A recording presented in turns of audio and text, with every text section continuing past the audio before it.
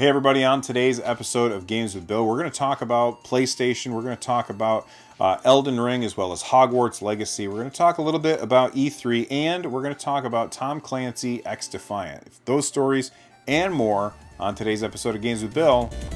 Let's get started. Just to remind everybody how it worked, when Valve announced the Steam Deck, they said, hey everybody, if you had a Steam account before today, you can try and make a purchase. And if you make a purchase, it's basically a $5 reservation slot when everybody gets in line. And then we'll call you as it's your turn to let you buy them. Honestly, compared to the PlayStation and Xbox, I think that that's really the best way to go. Just my opinion. I think it's worked pretty well. And they did have a little delay at the end of last year. But that delay is now over, and they're out in the wild, and people are buying them and playing them. But there's still a lot of people waiting just to buy them, and a lot of those people are Q1 people. When I say Q1, I mean the first 3 months of the year. I saw a lot of people asking what that means. That's what it means. The first, 4 quarters in a year. The first 3 months are the first quarter. The second 3 months are the second quarter, and so on. But in the first 3 months, that's January, February, March. And we are coming up on the end of March. And there's still a lot of people who have Q1 next to their reservation spot.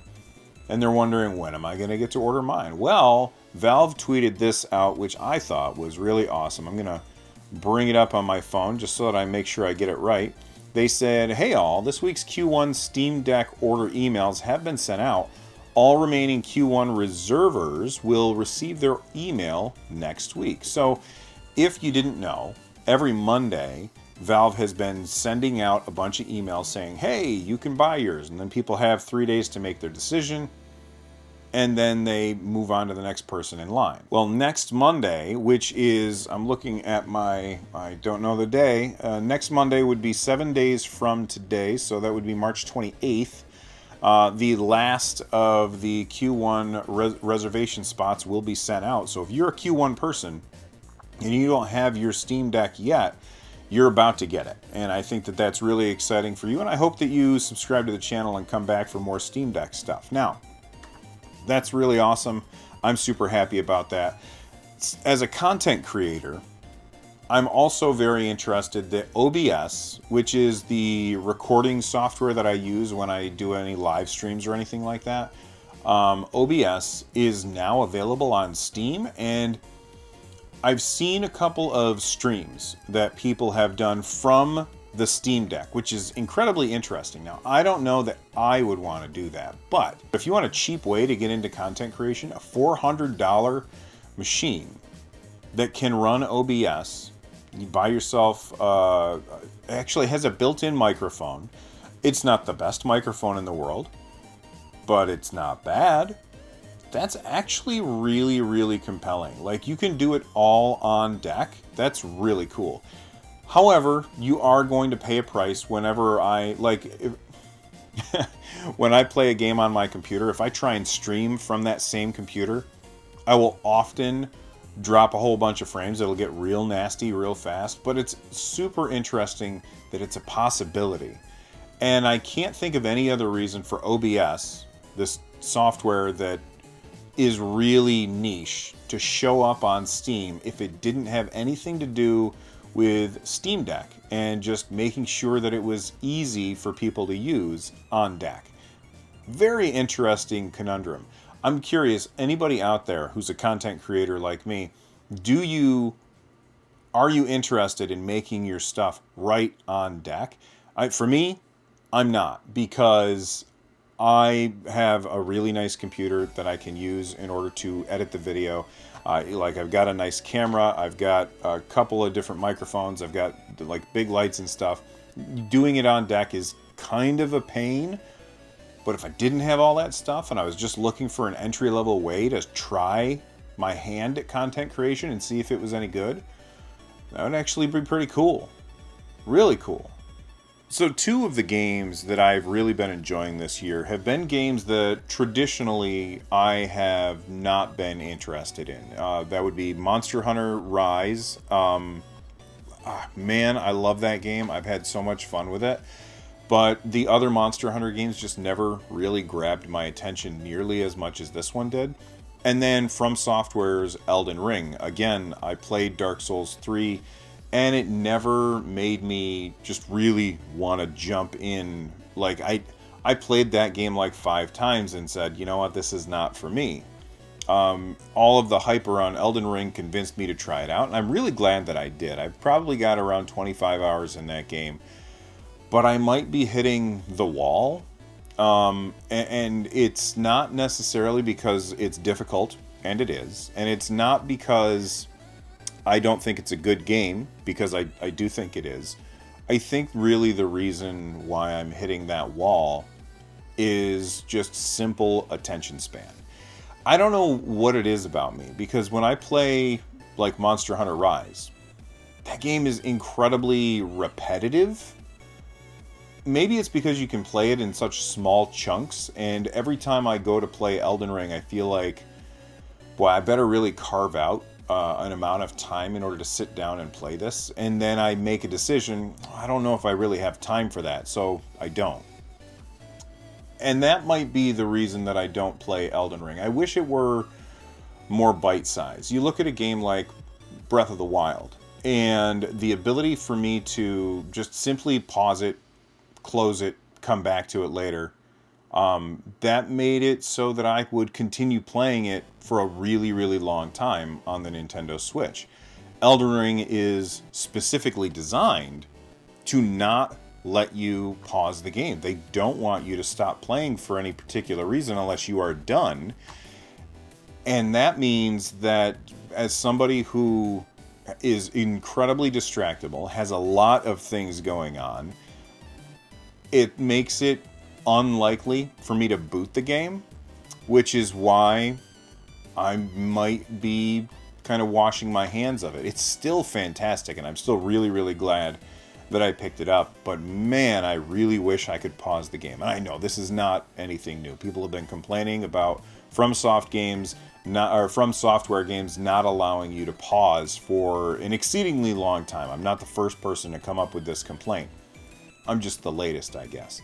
That being said, my son has been playing the hell out of it. He's already far surpassed where I have been in the game. He's playing as like a samurai, and he's having an absolute blast. It's great for him. Like, he keeps coming up and saying, hey, come look at this, which is always fun as a dad. I like that a lot. But man, a lot of people are with him on this. 12 million copies of Elden Ring have been sold so far, and it's From Software's best-selling game, I believe, at least in the series. Nobody has ever, like, they've never had success like this. And it makes me wonder if that success will lead to less games like the previous Dark Souls games and more games like Elden Ring, or if they will kind of stick to their roots. It's always been something that I've been curious about when you look at a developer, how do they change based on sales? Like, look, I don't do this for the views or for the listens. It's nice that people listen or watch my stuff. I do it because it's fun for me. And because of that, I tend to do things that very specifically get in my way. And I'm almost betting that From Software is going to do things like that, where they will very specifically say, okay, these are the things that a lot of people found compelling last time around. We're going to either remove those things or change those things because they almost, and maybe I'm wrong about this, but they almost seem like they want to alienate the player so that the player, almost like it's their enemy.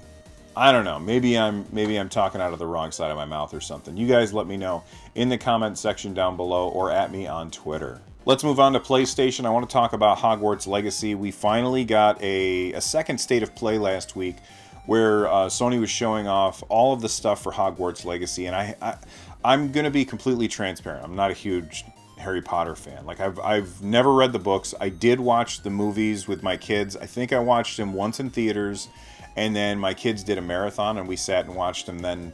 And I really did enjoy them, but I didn't ever feel compelled to go back and take another look.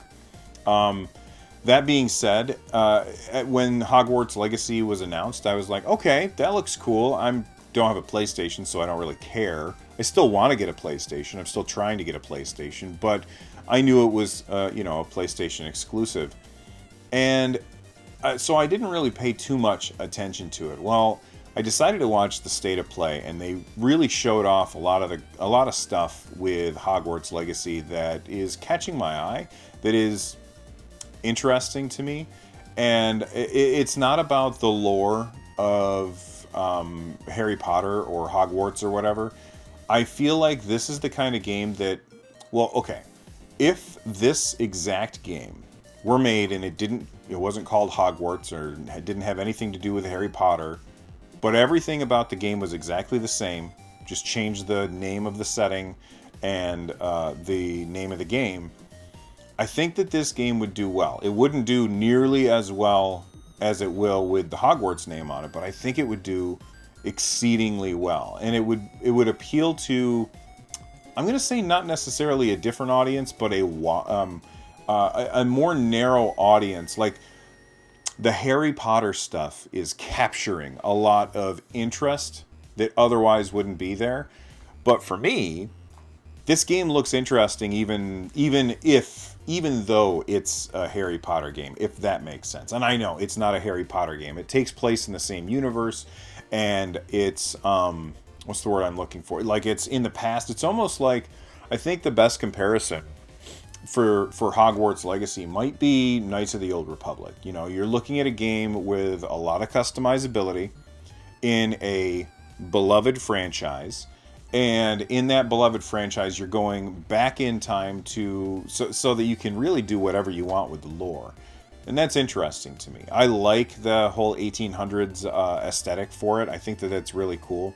But I think the game looks good, and I'm definitely interested in it. Now, whether or not I can get my hands on a PS5 or not, that's another story. That being said, when you are looking at Hogwarts Legacy, I think that there's a lot of people who were expecting the graphics fidelity to be a lot better, and I'm not necessarily one of them, because I saw a lot of people saying that it looked bad. And for me, I was like, well, I didn't think it looked too bad, but I've also never really been a graphics snob. My guess is that you go into the past, and in the past, when we move from one console generation to the next, like when that happens, generally in the past, it's been much faster that the old gen gets left behind. And this time around, the old gen is not getting left behind nearly as quickly, because Sony and Microsoft understand that it's really hard to get their hands on the chips that they need. And so because of that, they are limiting how many that they can sell, and so it makes sense for publishers to say, all right, well, we're going to target the old systems and the new systems, even a year into the next gen. And I think that this cross-gen period is taking longer than it has in the past, and I think that that is one of the reasons that people are looking at this game and saying, it's not blowing me away nearly as much. I mean, look, the game is supposed to run on the PS4. Actually, I just read the other day that it's going to run on the Nintendo Switch as well. You look at the Nintendo Switch, and it almost makes me wonder, did Nintendo affect the next-gen stuff because publishers don't want to target next-gen stuff, because then they can't target the Nintendo Switch because it's so much underpowered compared to the other ones? Almost, and I think I may have said this, I don't know, years ago, back when the show was called Nintendo Switchcraft, but I think almost like if Nintendo, or if publishers would target the Switch first, and then kind of do the more bells and whistles on the next-gen stuff. it's definitely an interesting thing. Let's move on to the lightning round. I want to talk real quick about Google Stadia and the fact that Jade Raymond, her studio, which originally was working for Google Stadia, who, they said, you know what, we decided it's too expensive to make our own games. We're just going to bring in third-party stuff. And so then they canceled, or didn't cancel, they got rid of Stadia Games and Entertainment. Jade Raymond was the head of that division, and basically she said, all right, well, I want to make video games. I don't want to do other stuff, so let me go. Google said, yeah, all right, go ahead. And she formed her own studio called Haven. And Haven, she brought a lot of people from SG&E with her into that new studio. Well, that new studio was just purchased by Sony. So whatever it is that they've been working on, which I'm sure is very, very interesting stuff, is now going to be something that's going to, I'm not going to say going to be a Sony exclusive, but it's definitely going to be on PlayStation, whatever it is. I will say this, that team has a lot of experience in the cloud native realm. And Jade did say in an interview a lot of very interesting things. Made me think of NFTs when she was talking about it, which makes me nervous. I don't like that idea. So we'll see what happens there. NFTs have been kind of all over the place, and I don't like the idea. I don't like it eking its way into the gaming industry, and I don't know if that's what Haven Studios' plan is, or if that's what Sony's plan is, but just makes me a little bit nervous. Also on the lightning round, we have Ubisoft. They have the Tom Clancy name, and they kind of attach that to a lot of their products. And there's some people who are big Tom Clancy fans who would say that's not very Tom Clancy. This is very Tom Clancy. I don't think that one should have that name on it. And when they announced X Defiant, which I believe is like their version of like a 6-on-6 like Overwatch style game, I played the beta of it. I can't talk about it because I was under NDA at the time, and I don't know how long the NDA goes for that because it was a while ago. That game, a lot of people felt that it didn't feel like Tom Clancy stuff.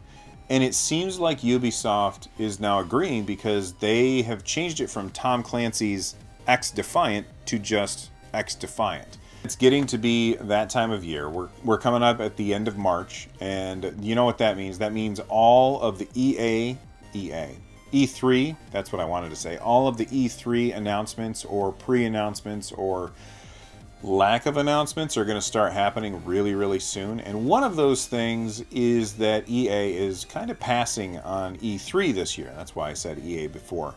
I'm curious what E3 is going to look like. This will be the third year in a row where we don't have a live show.